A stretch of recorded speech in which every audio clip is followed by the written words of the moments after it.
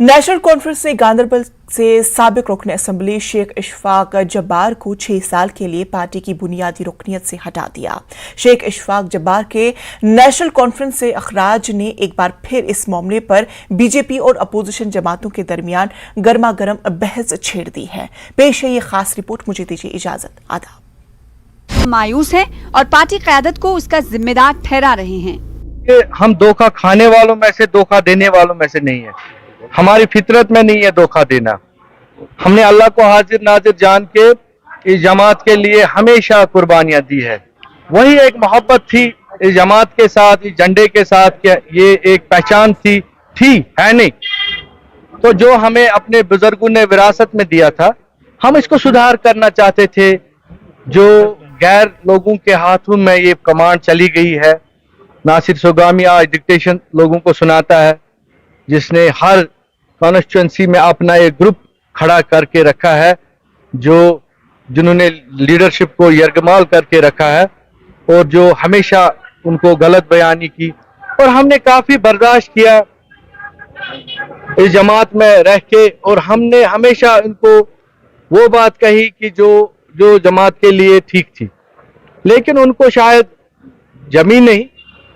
तो दुख इस बात का है कि जो फारूक साहब ने जो टाइमिंग इसके लिए मुकर्रर की, वो मेरे वालिद का 34वां यौम वफात था। मुझे बहुत सारे साथियों ने कहा आप रिजाइन कर दीजिए, मुझे दिन में ही पता चला था। तो आप किस चीज का इंतजार कर रहे हैं? मैं चाहता था कि मैं धोखा नहीं दूंगा, मैं धोखेबाजों में से नहीं हूं।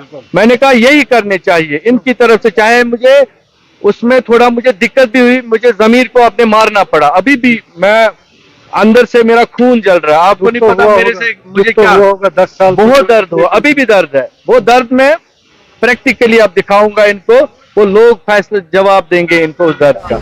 जम्मू कश्मीर में पीडीपी की तरह नेशनल कॉन्फ्रेंस ने कभी इस तरह की सूरत हाल का मुशाहिदा नहीं किया है। ये सिर्फ पीडीपी ही है जिसको पिछले 5 सालों में बहुत बड़ा धचका लगा है, जिसके कई लीडरों, साबिक वुज़रा और कारकुनों ने या तो पार्टी से इस्तीफा दे दिया या पार्टी की तरफ से हटा दिया गया। इससे पहले पीडीपी की सरबराह महबूबा मुफ्ती ने इल्जाम लगाया था कि बीजेपी ने अपने लीडरों में खौफ पैदा करने के लिए पिट्ठू की ताकत और एजेंसियों का इस्तेमाल किया, जिसकी वजह से वो पार्टी से बाहर हो गए। अब नेशनल कॉन्फ्रेंस की क़यादत इशफाक जब्बार के बाहर जाने पर बीजेपी पर वही इल्जामात लगा रही है।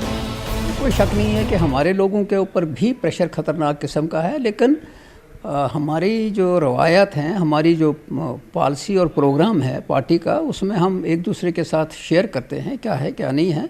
लेकिन हम समझते हैं कि कोई भी आदमी जो पार्टी की डिसिप्लिन से बाहर, पॉलिसी मैटर से बाहर जाएगा, वो फिर पार्टी में नहीं रहता है। बाकी रहा यह कि बीजेपी पूरी कोशिश कर रही है, जिस तरह पीडीपी को किया। ये जो अपनी पार्टी है, ये कौन लोग हैं, अपनी पार्टी के अंदर जो लोग हैं वो कौन?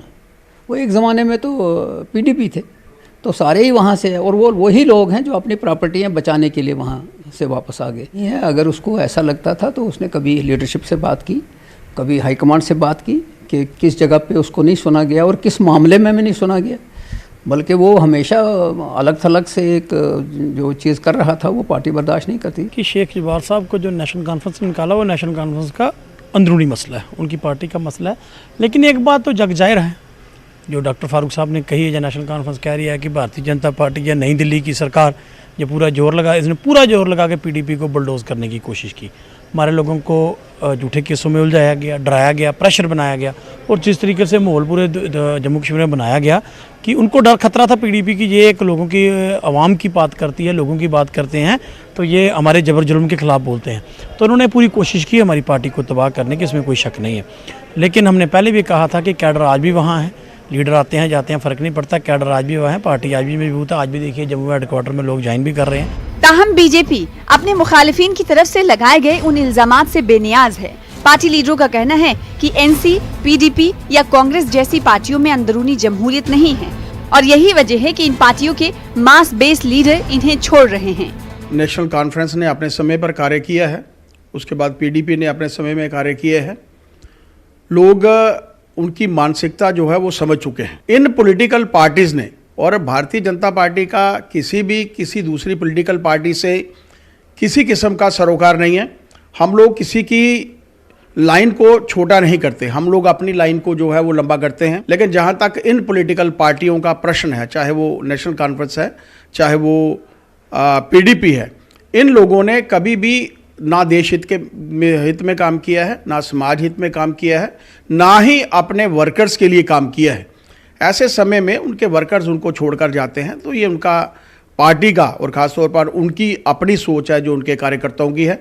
ज़बार के साथ और उस टीम में जब ज़बार भी एमएलए था, मैं भी एमएलए था, लेकिन मेरा मानना है कि उस पॉलिटिकल पार्टी ने, नेशनल कॉन्फ्रेंस ने कभी अपने कार्यकर्ताओं के हित के लिए कभी नहीं सोचा। तो ऐसे समय ये लोग जो हैं उस पार्टी से दूर हो रहे हैं, और आज मैं देखा कि उसको 6 वर्ष के लिए पार्टी से जो है वो निष्कासित किया है। ये लोग, ख़ासतौर पर ऐसे लोग जो भारतीय जनता पार्टी को के अहित में बात करना चाहते हैं, उनकी तरफ से ये एक झूठा प्रोपेगेंडा है। भारतीय जनता पार्टी का इन पॉलिटिकल पार्टियों से कुछ लेना देना नहीं है। साबिका एमएलए शेख अब्दुल जब्बार का नेशनल कॉन्फ्रेंस से निकल जाना नेशनल कॉन्फ्रेंस पार्टी के लिए कोई अच्छी खबर नहीं है। पार्टी का इल्ज़ाम है कि बीजेपी एजेंसीज़ का इस्तेमाल करके अब पीडीपी के बाद उनके मेंबरान, उनके लीडरान और उनके वर्कर्स को परेशान कर रही है, डरा रही है। बीजेपी इसका खंडन कर रही है और शेख अब्दुल जब्बार ने भी इस सारे इल्ज़ाम को मुस्तरद किया है। ऐसा भी कहा जा रहा है कि नेशनल कॉन्फ्रेंस के कुछ और लीडरान जो है आगे चल के पार्टी से निकल सकते हैं, मुस्तफ़ी हो सकते हैं, क्योंकि उनको शिकायत है कि पार्टी लीडरशिप उनको कॉन्फ्रेंस में नहीं ले रही है और जो फैसले हो रहे हैं बड़े या छोटे, वो आम ग्राउंड पे जो काम करने वाले वर्कर्स हैं, लीडरान हैं, उनको एतमाद में लिए बगैर ही लिए जा रहे हैं। आगे की सियासत क्या करवट लेती है, नेशनल कॉन्फ्रेंस की सियासत क्या करवट लेती है, और पार्टी आगे चल के जो ये डैमेज हुआ है उसको किस तरह से पूरा करती है या उसकी भरपाई करती है, ये तो आने वाला वक्त ही बताएगा। कैमरामैन आशु के साथ मैं समीर भट्ट, न्यूज़ 18 जम्मू।